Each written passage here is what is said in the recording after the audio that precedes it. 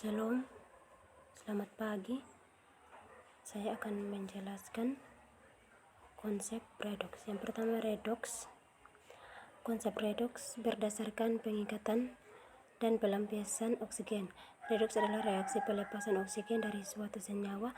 Reduktor adalah saat yang menarik atau mengikat oksigen pada reaksi reduksi atau saat yang mengalami reaksi oksidasi. Oksidasi adalah reaksi pengikat atau penghubungan oksigen oleh suatu zat.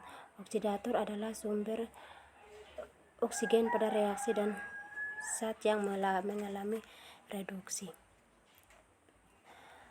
Reaksi Fe2O tambah 3C menghasilkan 2Fe tambah 3CO. Dituliskan sebagai berikut seperti di gambar di slide. Penjelasan: Fe2O3 melepaskan atau memberikan oksidasi kepada C dan membentuk Fe, sedangkan C mengikat atau mengukap oksigen dari Fe2O3 dan membentuk CO. Dengan demikian Fe2O3 mengalami reduksi atau sebagai oksidator, sedangkan C mengalami oksidasi atau sebagai indikator. 2. Aturan penentukan bilok disertai penjelasan. Aturan menentukan bilok sebagai berikut. 1. Bilangan oksidasi unsur bebas adalah 0. Contohnya bilangan oksidasi atom-atom pada CNeH2O2 Cl2Pa4 S8CuFeNa adalah 0. 2. Bilangan oksidasi senyawa atau molekul adalah jumlah bilangan oksidasi H2O, NH4, OH ke amino 4, SO3, HCl adalah 0. Bilangan oksidasi unsur ion sesuai dengan jenis muatan ion dan jumlahnya. Contohnya, bilangan oksidasi K+ sama dengan +1, bilangan oksidasi Ca. Pembahasan bilangan oksidasi atau oksidasi atau unsur adalah bilangan yang menyatakan jumlah muatan yang disumbangkan oleh atom atau unsur tersebut pada molekul atau ion yang dibentuknya. Pernyataan yang berikut pernyataan reaksi redoks dengan contoh soal. Reaksi redoks merupakan persamaan reaksi kimia.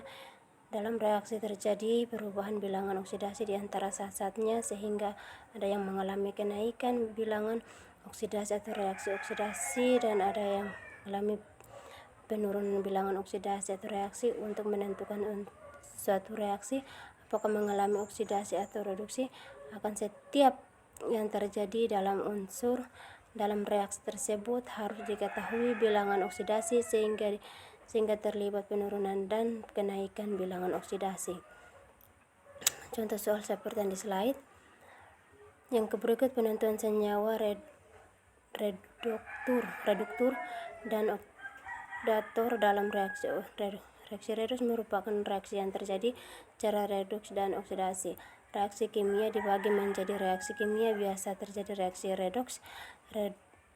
Reaksi redoks melibatkan perubahan bilangan oksidasi dan elektronnya. Contoh soal seperti di slide.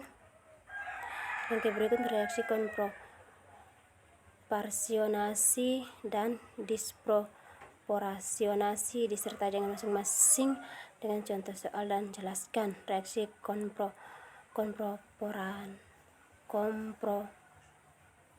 konproporsionasi adalah reaksi redoks di mana saat yang dihasilkan dari reaksi redoks dan oksidasi adalah sama seperti contoh seperti di slide. Reaksi disproporsionasi adalah reaksi redoks di mana saat yang terjadi yang menjadi oksidasi dan reduktornya adalah sama, contohnya seperti di slide. Terima kasih.